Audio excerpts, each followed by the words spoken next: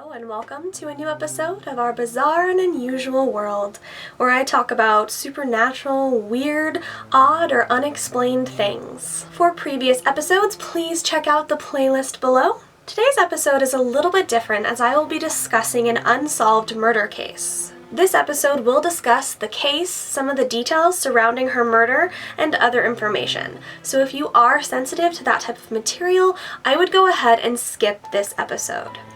Now, this case has fascinated me for several years, and I decided, why not? Let's cover it in this series. It is an unsolved murder case, and I think fits in the bizarre and unusual theme. In today's episode, we will be covering the Black Dahlia murder.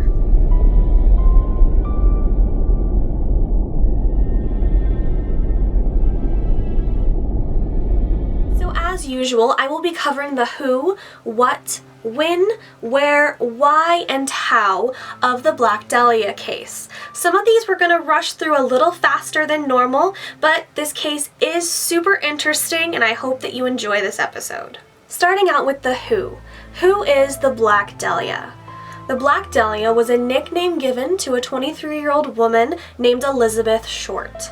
Elizabeth Short was born July 29, 1924 in Massachusetts. The nickname came from the press, and the Black Dahlia case, murder, and news spread across the entire country like wildfire. It was top news in every city. Many people only know the name Black Dahlia because it is so infamous. If you were to say the Elizabeth Short murder, so many people would have no idea who you're talking about. But if you say the Black Dahlia, most people have some idea of some of the case details. Elizabeth Short was said to be an aspiring actress that moved out searching for that California dream.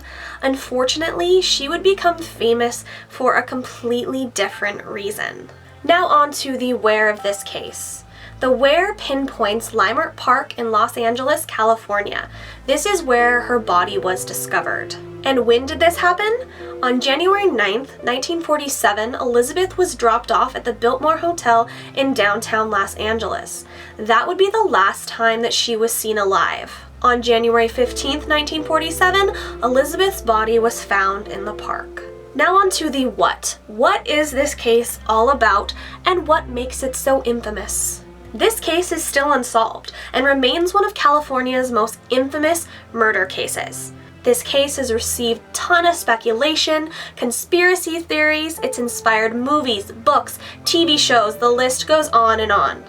The brutal aspect of this case is what makes it so infamous. That day in 1947, a local resident named Betty Bearsinger discovered Short's body. It was around 10 a.m. and the woman was out walking her daughter. Short's body was cut in half at the waist, and her body seemed to be drained of blood, but there was no blood at the scene, suggesting that she was murdered elsewhere and then moved to this park location. The body had clearly been washed and cleaned by the killer, leaving not much evidence on the body itself. Her face had also been cut from the corners of her mouth back to her ears.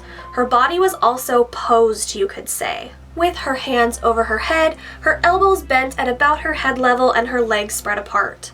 Now, parts of the autopsy revealed a few things. Ligature marks were found on her wrists, her ankles, and around her neck. She also had some bruising around the front and side of her scalp with some small bleeding, suggesting that she had most likely taken a couple blows to the head. It was also noted that her body was cut with surgical precision, suggesting that whoever her murderer was had some sort of medical background. They determined that the cause of death was most likely hemorrhaging from the cuts to her face as well as the blows to the side and front of her face. This brutal murder was extremely public and, as I said, was top news in almost every state across the country. And they didn't have the internet back then. This was 1947, and still this case immediately became so famous. The fact that this case is still unsolved makes it LA's oldest cold case file and quickly turns Elizabeth Short's murder from famous to infamous. Now on to the why of this case. Why was she murdered? That, of course, is the question on top of everyone's mind that looks into this story. It's still unsolved, so there's plenty of theories, conspiracies, or ideas as to why Elizabeth Short was killed. Now, there are several theories and ideas that surround this case, and I really can't cover every suspect or every conspiracy theory, but I will try and cover some of the main ones that people believe. So one theory suggests that Elizabeth got into prostitution and in turn was killed for this. This theory is quickly dismissed by experts on this case. There's really not much evidence to back this up at all, and a lot of people say that the press invented this prostitution theory just to make the case seem darker, because apparently finding a woman sliced up in a park isn't dark enough for the press. Another theory surrounds a man named Leslie Dillon, who many people believe to be a suspect in her murder case. Some of the evidence against Dillon, he did live nearby the dumpster where Short's purse and shoes were found. Dillon had been previously a mortician's assistant, so that would tie back to that medical skill that we had talked about. Dillon for some time did not have an alibi for the time that Short went missing all the way up to when her body was discovered. While it was later assumed that he was in San Francisco during that time, it was never proven. Unfortunately, the proper steps were not taken during this lead. Dillon was held without a lawyer, and in turn, a lot of the evidence against him was thrown out. Dillon did later file a charge against the Department of Los Angeles for the way that he was treated throughout this case. The suggested scandal surrounded Dillon as a potential suspect was further looked into in 1949. It was actually investigating a possible police cover-up during this case, possibly relating to Dillon or corruption within Los Angeles. Our next theory is about another possible suspect that people believe to be the Black Dahlia killer. His name is Dr. George Hodel. Now, this man was actually already on the police radar because he had actually gone to trial for molesting his 14-year-old daughter, but unfortunately was later acquitted. Once again, we are talking about a man that would have had the surgical skill to make those precise cuts on Elizabeth's body.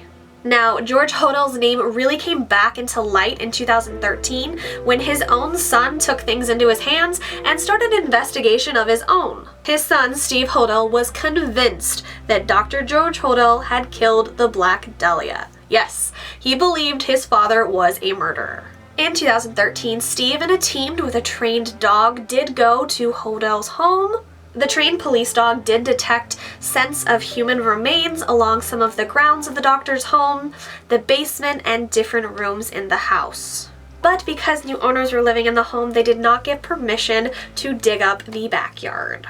At one point, roughly in 1950, the LAPD actually did put the doctor's home under surveillance. They put microphones in his house, and the most important recording said this: "Suppose I did kill the Black Dahlia. They couldn't prove it now. They can't talk to my secretary anymore because she's dead." His secretary supposedly overdosed, but a lot of people question if she knew more and was potentially blackmailing the doctor.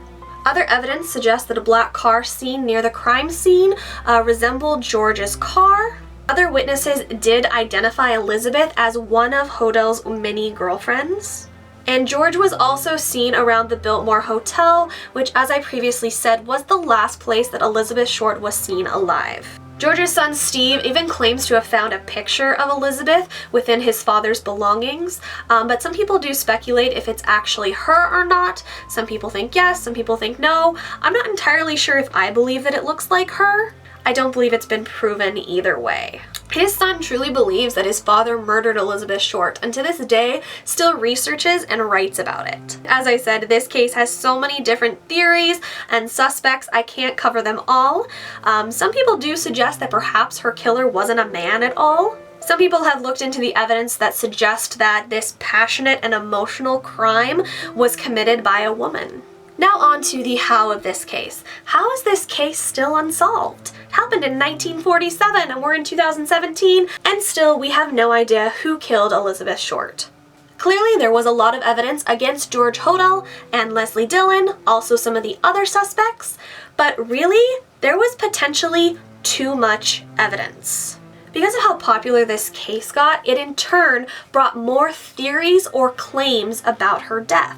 Over the years, more than 50 men and women have claimed to be Elizabeth Short's murderer. And every time a movie is released, or a TV show mentions the Black Dahlia, or a book comes out, more people step forward with new claims, new evidence, with new information on the case. It was just too much publicity, too many people putting in their theories, their conspiracies, their ideas, that it potentially blurred the true facts of this murder case. I will talk about one more interesting thing surrounding this case. On January 23rd, 1947, a person claiming to be her killer called the Los Angeles Examiner.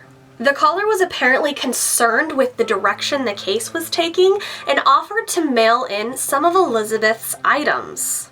The next day, a package arrived at the newspaper containing some of her belongings. The package contained her birth certificate, some business cards, photos, names on different scraps of pieces of paper, and an address book.